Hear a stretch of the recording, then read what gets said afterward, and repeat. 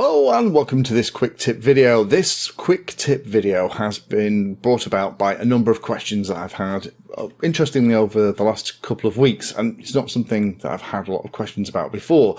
And it's about the fact that on little flight controllers like this happens to be a SpeedyBee wing flight controller, but they're all pretty much the same. You'll see pads on it where you can connect things up to that are marked as 5 volts.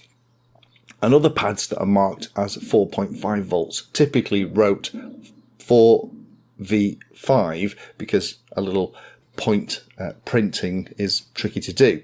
Now, why is that? What's the difference? How safe are they to use? So I thought I'd do a quick little video and kind of explain why that is. The short version, if you don't want to stay around for the whole video, is that the pads that are labelled 4V5 or 4.5 volts are powered when both the battery is plugged in, but also crucially are powered when you plug a USB cable in as well.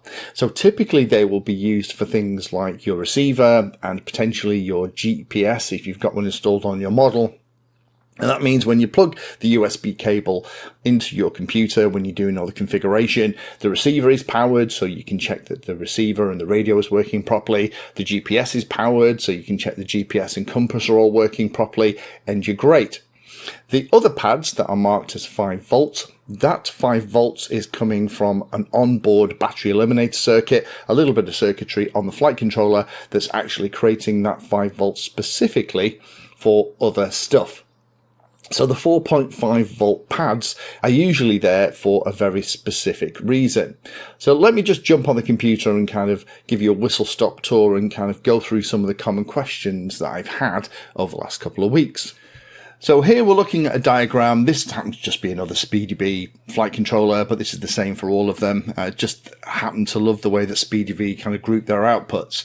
Now, if you look at where the GPS and compass plug in, which is here at the bottom, you'll see that you have the SDA and SCL lines. That's the I2C connection for your external compass, but you have the 4V5 or 4.5 volts pad, ground, transmit and receive for UART6, and that's where your GPSs plug in. And that means that the GPS is going to be powered not only by the battery, but also when you plug the USB in as well.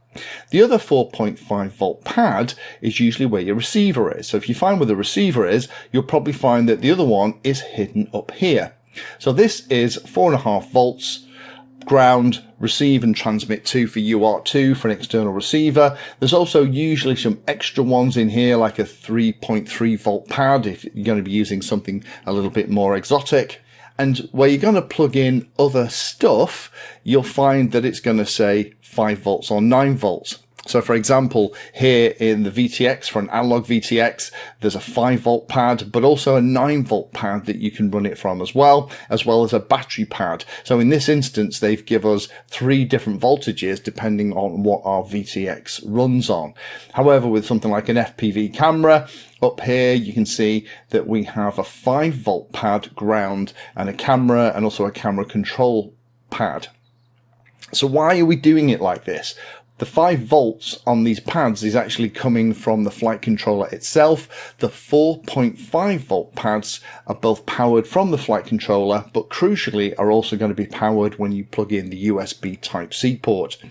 The reason why it's 4.5 volts versus 5 is there's a little bit of circuitry in between the USB-C port and this pad to make sure that you can't accidentally push a load of excessive voltage and stuff out of this port and damage the USB-C port on your PC. So that's the reason for it. Now, the other common question I've had is, well, is that a problem? You know, is 4.5 volts going to be enough? Absolutely, it is fine. Receivers, particularly things like express LRS receivers, will work down to about 3.6, 3.7 volts. So 4.5 volts for an express LRS receiver or something similar is going to be absolutely fine.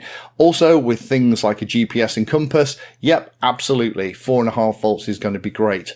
So in summary, if you want the device to be powered when you plug it into a USB cable, make sure that you're getting the voltage from a 4V5 pad, and it will be. Plug in the USB-C cable, the voltage will appear and power it, and typically that's going to be for your GPS and compass and also your receiver.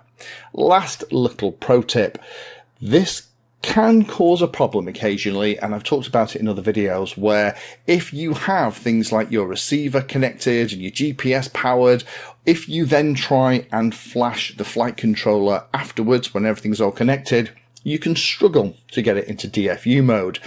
And that's because there's lots of other things powered talking at the same time. If you're ever setting up a flight controller and it goes great, but then you come to upgrade the version of Betaflight or iNav or whatever you've got on it, and you can't get it into DFU mode and it used to work fine, just unsolder the power wires from the 4V5 pads for particularly the receiver and the GPS and compass, and you'll probably find that it'll be just like it was when you first got it, and it'll go into DFU mode fine. So hopefully that's been interesting for those of you that have been interested in this. Bottom line is 4.5 volt pads are powered by the USB-C port when you plug it into the computer. The 5 volt pads are powered when it's connected to a battery for flying. That's the big difference, and that's why they're marked like that. Thank you for watching my video. Check out the playlist, and adding Painless 360 to your search terms will help you find my content. If you haven't done so already, please hit the like and subscribe button. It helps a lot. You can support the time I spend here answering questions and helping others by using the links in the video description.